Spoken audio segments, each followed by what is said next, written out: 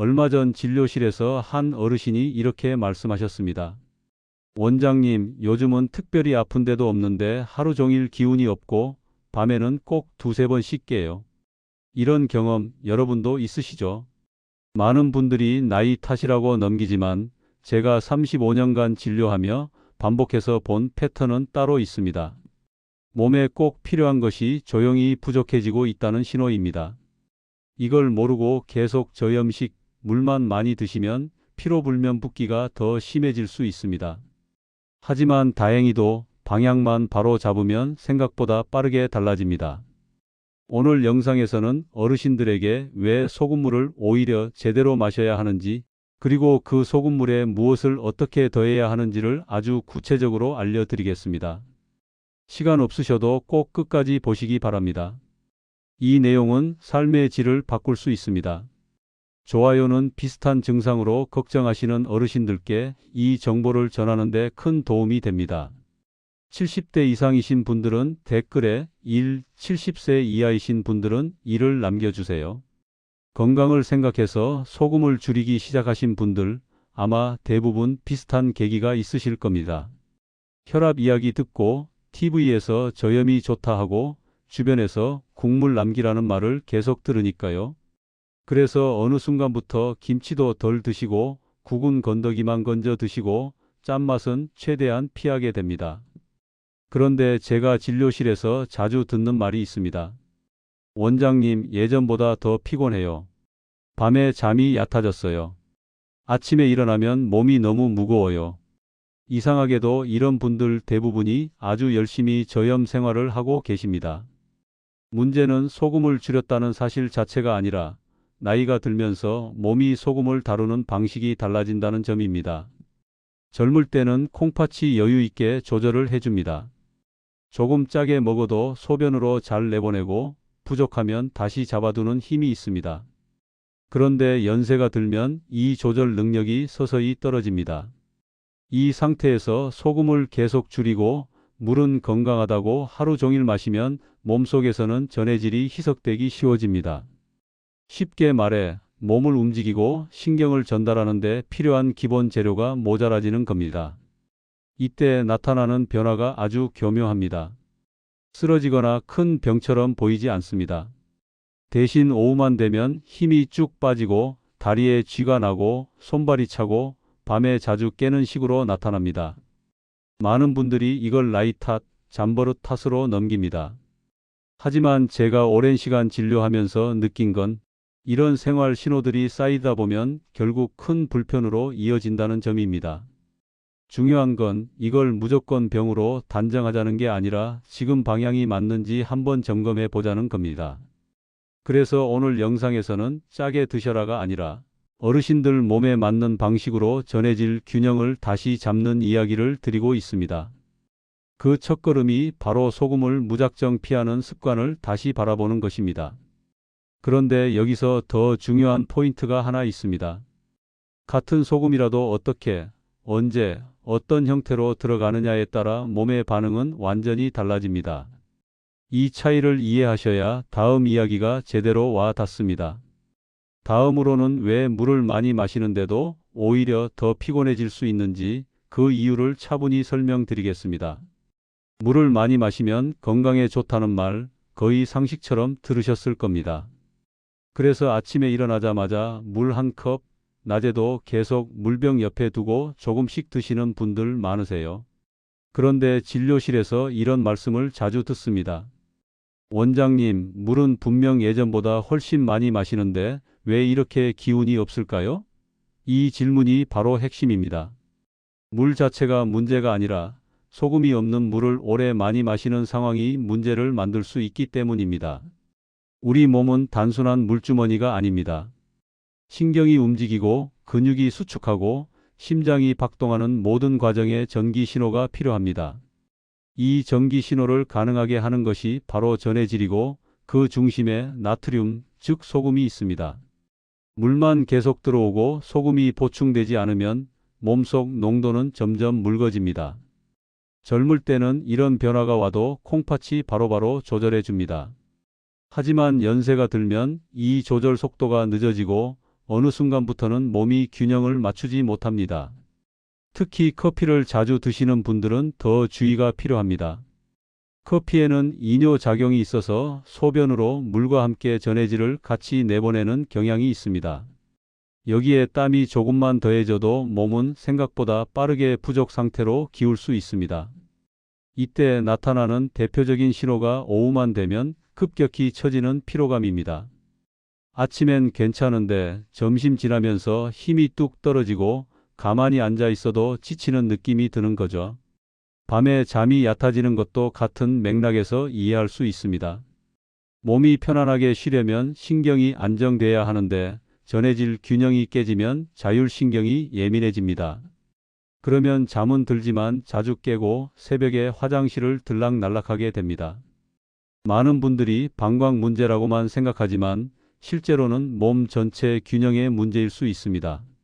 물론 이 증상만으로 단정할 수는 없지만 그냥 넘길 일도 아닙니다. 그래서 제가 항상 강조드리는 건 물을 줄이세요가 아닙니다. 물은 필요합니다. 다만 몸이 받아들일 수 있는 형태로 들어가야 한다는 겁니다. 이 이야기를 이해하셔야 다음 단계인 소금물을 왜 아무렇게나 마시면 안 되는지도 자연스럽게 연결됩니다. 다음으로는 어르신들에게 왜 짜게가 아니라 정확한 소금물이 필요한지 그 기준을 차분히 말씀드리겠습니다. 물을 많이 마시면 몸이 가벼워질 거라 기대하셨을 겁니다. 그런데 실제로는 반대 경험을 하시는 분들이 많습니다. 원장님, 물은 하루 종일 챙겨 마시는데 오후만 되면 힘이 쭉 빠져요. 아침보다 점심 이후가 더 힘듭니다. 이런 말씀을 들을 때마다 저는 꼭 물어봅니다. 국물은 드시나요? 대부분 고개를 젓습니다. 건강하려고 일부러 안 드신다는 겁니다. 여기서 문제가 시작됩니다. 물은 몸에 꼭 필요합니다. 하지만 물만 들어오고 소금이 같이 들어오지 않으면 몸속 농도는 점점 묽어집니다. 우리 몸은 일정한 농도를 유지해야 제대로 작동합니다. 신경이 신호를 보내고 근육이 힘을 쓰고 심장이 규칙적으로 뛰는데 모두 전해질이 필요합니다. 그 중심에 있는 게 바로 나트륨 소금입니다. 이 균형이 흐트러지면 몸은 생각보다 빠르게 반응합니다. 특히 연세가 들수록 이런 변화에 더 민감해집니다. 젊을 때는 콩팥이 물과 소금을 빠르게 조절해 줍니다. 조금 부족해도 금방 보완하고 조금 많아도 알아서 내보냅니다. 하지만 나이가 들면 이 조절 능력이 느려집니다. 이 상태에서 물을 건강하다고 계속 마시면 몸은 스스로를 희석시키는 방향으로 가게 됩니다. 겉보기엔 깨끗한 습관인데 속에서는 힘이 빠지는 겁니다. 커피를 자주 드시는 분들은 더 취약합니다. 커피는 소변을 늘리는 작용이 있습니다. 물도 나가고 소금도 같이 빠져나갑니다. 여름에 땀까지 많이 흘리면 손실은 더 커집니다. 그 결과가 무엇이냐면 오후 피로, 멍한 느낌, 집중력 저하입니다.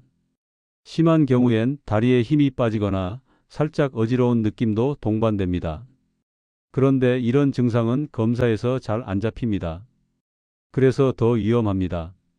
본인은 괜찮다고 넘기기 쉽기 때문입니다. 밤에 잠이 얕아지는 것도 같은 맥락입니다. 몸이 쉬려면 신경이 안정돼야 하는데 전해질 균형이 깨지면 자율신경이 예민해집니다. 그래서 잠은 드는데 깊이 못 자고 새벽에 한두 번씩 꼭 깨게 됩니다. 많은 분들이 방광 문제, 나이 문제라고 생각하지만 몸 전체 균형이 먼저 무너진 신호일 수도 있습니다. 그래서 중요한 건 물을 줄이자가 아닙니다. 몸이 받아들일 수 있는 형태로 물을 마시자는 겁니다. 이 이야기를 이해하셔야 왜 다음 단계에서 소금을 다시 이야기해야 하는지 납득이 됩니다. 다음으로는 어르신들께 왜 짜게 먹는 것이 아니라 정확한 소금물이 필요해지는지 그 차이를 분명하게 말씀드리겠습니다. 여기서 꼭 짚고 넘어가야 할 게 있습니다. 많은 분들이 이쯤 되면 이렇게 생각하세요. 그럼 이제 짜게 먹어야 하는 거냐? 아닙니다. 그건 또 다른 극단입니다. 제가 말씀드리는 건 짜게 먹으라는 게 아니라 몸이 바로 쓰는 형태로 소금을 보충하자는 것입니다. 이 둘은 완전히 다릅니다. 김치, 젓갈, 라면처럼 짠 음식은 위와 혈관에 부담을 줍니다. 반대로 정확한 농도의 소금물은 몸 안으로 들어가자마자 전해질로 작동합니다. 진료실에서 보면 저염식을 오래 하신 어르신들 중 일부는 혈압보다 먼저 몸의 전기 시스템이 흔들립니다. 신경 전달이 둔해지고 근육 반응이 느려지고 자율신경이 예민해집니다. 그래서 별일 아닌데도 쉽게 피곤해지고 밤에는 깊이 못 자고 아침에 일어나면 개운하지가 않습니다. 이 상태가 오래가면 넘어질 위험도 커지고 회복력도 눈에 띄게 떨어집니다. 이건 겁을 주려는 말이 아니라 실제로 제가 반복해서 보는 흐름입니다. 그래서 필요한 게 정확한 소금물입니다. 음식으로 소금을 채우려 하면 과해지기 쉽고 어떤 날은 부족해지기 쉽습니다. 하지만 물의 정확한 비율로 녹인 소금은 흡수 속도가 다르고 몸이 조절하기도 훨씬 수월합니다. 특히 아침 공복에는 밤새 빠져나간 전해질을 다시 맞춰주는 데 도움이 됩니다. 이걸 이해하셔야 왜 어떤 분들은 소금물을 마시고 오히려 몸이 가벼워졌다고 느끼는지 납득이 됩니다. 다만 분명히 말씀드려야 할 게 있습니다. 이건 누구에게나 무조건 좋은 만능법이 아닙니다. 혈압이 심하게 높거나 신장 기능에 문제가 있거나 부종이 심한 분들은 접근 방식이 달라야 합니다. 이런 분들까지 한 방법으로 묶는 건 위험합니다. 그래서 중요한 건 내 몸 상태에 맞게 정확하게 하는 것입니다. 그 기준을 모르고 따라하면 효과를 느끼기도 전에 불안만 커질 수 있습니다. 이제 다음 단계에서 가장 많이들 물으시는 질문으로 넘어가겠습니다. 그래서 소금물에 뭘 넣어야 하느냐? 이걸 잘못 이해하면 효과도 없고 괜히 속만 불편해질 수 있습니다. 다음으로는 아침 소금물의 기본 레시피와 절대 하면 안 되는 실수부터 차근히 말씀드리겠습니다. 이제부터가 가장 중요합니다. 여기까지 들으시고도 막상 그래서 어떻게 하라는 거냐에서 멈추시는 분들이 많습니다. 그래서 저는 항상 아침 소금물은 정확해야 한다고 강조합니다. 대충 하면 효과도 없고 괜히 속만 불편해질 수 있기 때문입니다. 이건 민간요법이 아니라 몸의 균형을 다시 맞추는 생활 루틴입니다. 먼저 타이밍입니다. 아침에 일어나서 가장 먼저입니다. 양치 후 아무것도 드시기 전이 좋습니다. 밤사이 우리는 땀과 소변으로 수분과 전해질을 동시에 잃습니다. 이 상태에서 바로 커피부터 마시거나 맹물만 들이키면 몸은 더 희석됩니다. 그래서 아침 첫 선택이 하루 컨디션을 좌우합니다. 물의 온도도 중요합니다. 차가운 물은 피하세요. 위장이 놀라고 흡수가 느려집니다. 체온과 비슷하거나 살짝 따뜻한 물이 가장 좋습니다. 양은 한 컵 정도면 충분합니다. 욕심내서 큰 컵으로 벌컥 마실 필요 없습니다. 이건 양이 아니라 형태의 문제입니다. 소금의 양은 아주 소량입니다. 짠맛이 느껴지면 과합니다. 마셨을 때 이게 소금물인가 싶을 정도가 맞습니다. 혀로 맛을 느끼기보다 몸이 먼저 반응하는 수준이어야 합니다. 너무 진하게 타면 위가 약한 분들은 바로 더부룩해집니다. 특히 평소 위장 약하신 분들은 더 묽게 시작하셔야 합니다. 마시는 방법도 중요합니다. 절대 벌컥벌컥 마시지 마세요. 차 마시듯이 천천히 몇 분에 나눠 드시는 게 좋습니다. 이렇게 해야 위와 장에서 자연스럽게 흡수됩니다. 한꺼번에 들이키면 몸이 부담으로 인식해서 오히려 빨리 내보내려고 합니다. 여기서 절대 하면 안 되는 실수가 있습니다. 첫째, 밤에 마시는 것. 밤에는 오히려 각성을 유발할 수 있습니다. 둘째, 땀도 안 흘리는데 낮에도 계속 마시는 것. 이건 보충이 아니라 과해질 수 있습니다. 셋째, 좋다니까 하면서 점점 진하게 타는 것. 이런 방식은 오래 못 갑니다. 아침 소금물은 매일 몸 상태를 관찰하면서 조절하는 루틴입니다. 처음부터 완벽할 필요 없습니다. 오히려 조심스럽게 시작해서 몸이 어떻게 반응하는지를 느끼는 게 핵심입니다. 이 기본을 이해하셔야 다음 단계인 그럼 소금물에 뭘 더해야 하느냐 이야기가 정확히 이어집니다. 다음으로는 아무것도 안 넣는 경우와 상황에 따라 선택할 수 있는 추가 옵션을 분명히 나눠서 설명드리겠습니다. 이제 가장 많이들 궁금해하시는 부분입니다. 그래서 소금물에 뭘 넣어야 하느냐? 여기서부터는 모두에게 똑같은 정답은 없습니다. 이걸 무시하고 이것저것 넣기 시작하면 효과를 느끼기도 전에 속부터 불편해질 수 있습니다. 그래서 저는 항상 순서를 분명히 말씀드립니다. 대부분의 어르신들은 아무것도 안 넣는 기본형이 가장 좋습니다. 이게 출발점입니다. 아침 소금물의 목적은 보약을 만드는 게 아니라 밤새 흐트러진 균형을 제자리로 돌려놓는 겁니다. 그래서 몸이 특별히 예민하지 않고 위장도 괜찮고 땀을 많이 흘리지 않는 분들은 소금과 물만으로 충분합니다. 실제로 진료실에서도 이 기본형만으로 컨디션이 눈에 띄게 좋아지는 분들을 많이 봤습니다. 욕심내서 뭘 더 넣을 이유가 없습니다. 다만 위장이 약해서 아침에 속이 쓰리거나 소금물만 마셔도 더부룩한 분들이 계십니다. 이런 경우에는 자극을 줄이는 방향으로 생각하셔야 합니다. 이럴 때는 양을 더 묽게 하거나 아주 소량의 완충 역할을 해줄 수 있는 선택을 고려할 수 있습니다. 중요한 건 효과를 세게가 아니라 부담을 줄이기입니다. 아침부터 위장이 놀라면 하루 전체가 힘들어집니다. 반대로 땀을 많이 흘리거나 종아리 쥐가 작고 오후만 되면 힘이 뚝 떨어지는 분들도 있습니다. 이런 분들은 기본형으로 시작한 뒤에도 부족하다는 신호가 계속 보일 수 있습니다. 이 경우에만 제한적으로 보강을 생각해 볼 수 있습니다. 하지만 여기서도 기준은 분명합니다. 하나만 아주 소량으로 몸 반응을 보면서입니다. 두세 가지를 한 번에 넣는 순간 이건 관리가 아니라 실험이 됩니다. 꼭 기억하셔야 할 게 있습니다. 소금물에 무언가를 더하는 건 치료가 아닙니다. 어디까지나 생활 루틴의 미세 조정입니다. 며칠 해보고 몸이 편해지면 그게 맞는 방향이고 속이 불편해지거나 두근거림, 붓기가 느껴지면 그건 지금 내 몸에 맞지 않는다는 신호입니다.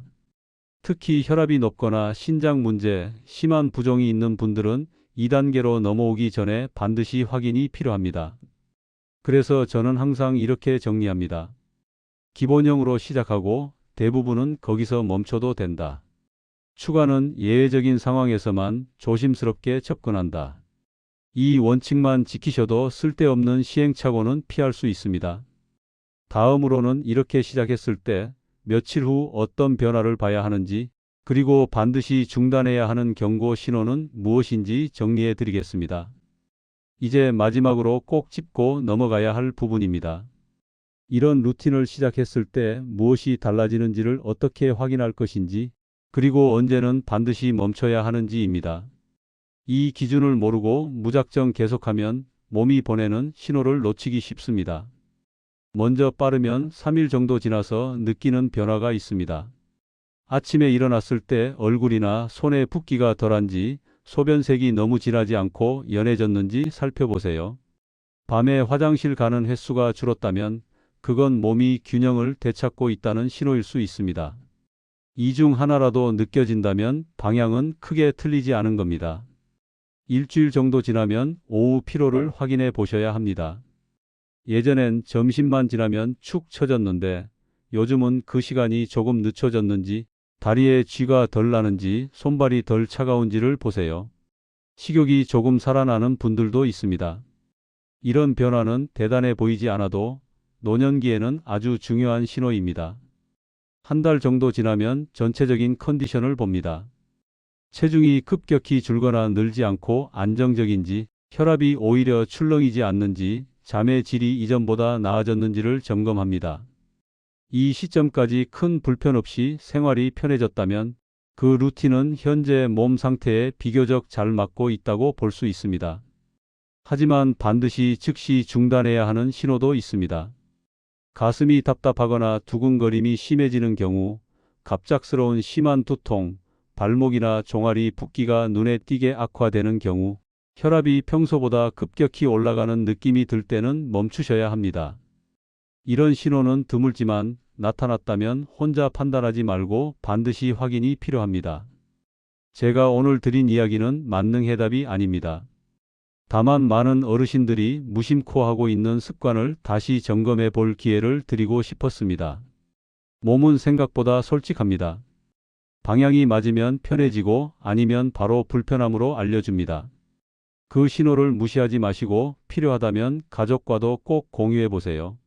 이런 정보는 혼자만 알고 있기엔 아깝습니다. 마지막으로 정리해서 말씀드리겠습니다. 오늘 제가 드린 이야기는 무조건 짜게 드세요가 아닙니다. 노년기에 접어들면 몸이 물과 소금을 다루는 방식이 달라지고 그 변화에 맞게 전해질 균형을 다시 맞춰야 할 시점이 온다는 이야기였습니다. 저염식과 물 섭취가 오히려 피로, 불면, 붓기, 기력 저하로 이어질 수 있다는 점을 꼭 기억하셨으면 합니다. 다행히도 방향만 바로 잡으면 생각보다 몸은 빠르게 반응합니다. 작은 습관 하나가 하루의 컨디션, 밤의 잠, 삶의 질을 바꿀 수 있습니다. 마지막으로 조심스럽게 한 가지 참여를 부탁드리겠습니다. 좋아요는 이 영상을 더 많은 어르신들께 전달해 초기 신호를 놓치지 않도록 돕는 데 큰 도움이 됩니다. 무료 구독을 눌러두시면 노년기 건강에 꼭 필요한 정보들을 계속 받아보실 수 있습니다. 연령대에 따라 위험 신호가 달라지기 때문에 70세 이상이신 분들은 댓글에 1을, 70세 이하이신 분들은 1을 남겨주세요. 여러분의 참여는 다른 분들의 건강을 지키는 데 실제로 기여합니다. 그리고 감사합니다. 지금까지 건강한 100세 여행이었습니다.